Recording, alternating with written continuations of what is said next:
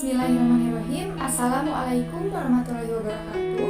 Perkenalkan, nama saya Ganita Yudhistania dari jurusan Pendidikan Matematika Universitas Sriwangi. Di sini saya akan menjelaskan mengenai beberapa hal. Yang pertama yaitu mengenai asbabun nuzul dari Quran Surat Al-Kahfi. Kemudian yang kedua menjelaskan mengenai kandungan dan keutamaan dari Quran Surat Al-Kahfi. Dan yang terakhir saya akan membacakan Quran Surat Al-Kahfi dari ayat 1 sampai 10. Baik, untuk pembahasan yang pertama yaitu mengenai asbabun nuzul dari Quran Surat Al-Kahfi. Nah, sebelum menjelaskan mengenai asbabun nuzul dari Quran Surat Al-Kahfi, di sini saya ingin menjelaskan dulu pengertian dari asbabun nuzul itu apa sih? Nah, jadi asbabun nuzul itu berasal dari dua kata, yaitu asbabun dan nuzul. Asbabun memiliki arti sebab atau karena, sedangkan nuzul artinya turun. Nah, jika kedua kata tersebut digabungkan menjadi asbabun nuzul, maka artinya sebab-sebab turunnya ayat Al-Quran. Selanjutnya, pada pembahasan asbabun nuzul dari Quran Surat Al-Kahfi. Nah, menurut riwayat, kaum Quraisy memerintahkan dua orang, mereka adalah Uqbah bin Abi Mu'id dan An-Nadhr bin Al-Hairs, untuk menyelidiki tentang kenabian Nabi Muhammad SAW, yaitu dengan cara menanyakan kepada pendeta-pendeta Yahudi tentang sifat-sifat beliau, apa yang dikatakan dan lain-lain.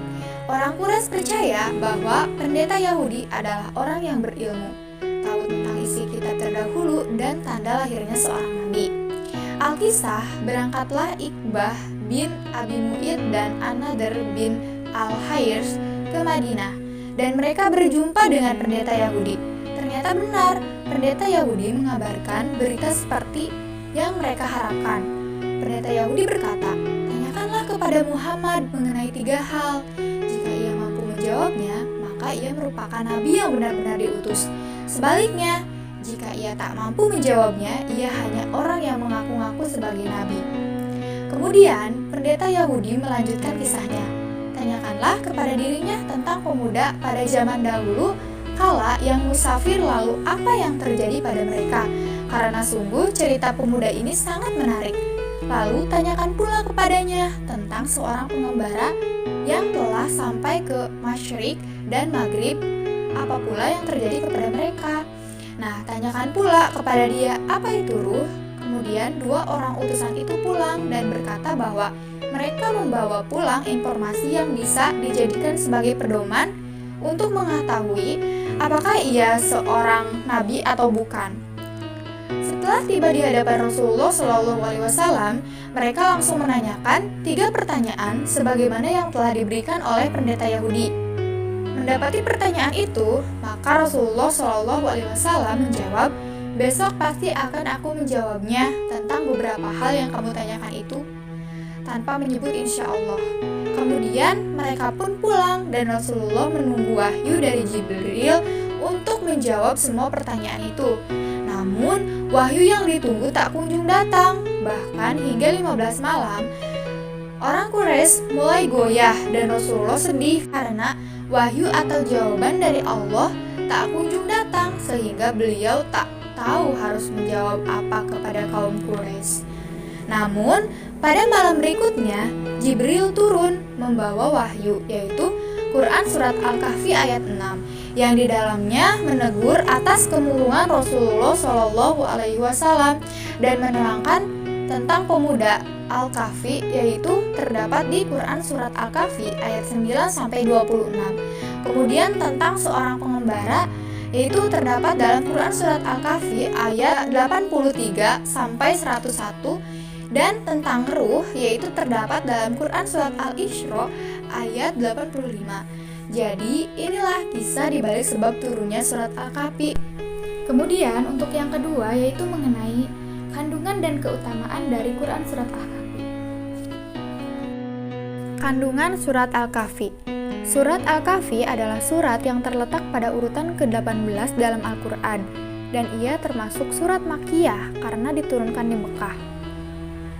Surat ini dinamakan Surat Al-Kahfi karena terilhami dari kisah hamba soleh yang dikejar oleh Raja Dolem, dan akhirnya mereka melarikan diri ke gua. Kisah mereka diabadikan dalam Al-Quran, tepatnya pada suatu surat yang kemudian diberi nama dengan Al-Kahfi. Kisah Ashabul Kahfi ini terletak pada ayat ke-9 hingga ayat 26. Selain cerita penghuni gua, ada juga kisah lainnya dalam surat Al-Kahfi. Keutamaan membaca surat Al-Kahfi. Nah, membaca surat Al-Kahfi ini diutamakan pada hari Jumat atau malam Jumat karena memberikan sekali banyak manfaat. Kenapa? Karena pada malam Jumat atau hari Jumat itu adalah hari yang paling atau lebih mulia dibandingkan dengan hari-hari lain. Bahkan lebih mulia dibandingkan dengan hari raya Nahar atau hari Fitrah. Ada beberapa keutamaan membaca surat Al-Kahfi pada malam Jumat. Yang pertama, diampuni semua dosa. Yang kedua, diberikan cahaya hingga Ka'bah. Yang ketiga, muncul cahaya hingga Jumat berikutnya. Yang keempat, surat Al-Kahfi jadi cahaya di hari kiamat. Dan yang kelima, dipelihara dari fitnah Dajjal. Masya Allah, banyak sekali ya keutamaan dari membaca surat Al-Kahfi, khususnya pada hari atau malam Jumat. Dan yang selanjutnya, yang terakhir, yaitu saya akan membacakan Quran surat Al-Kahfi dari ayat 1 sampai 10. A'udzu billahi minasy syaithanir rajim. Bismillahirrahmanirrahim. Alhamdulillahilladzi anzala ala abdihil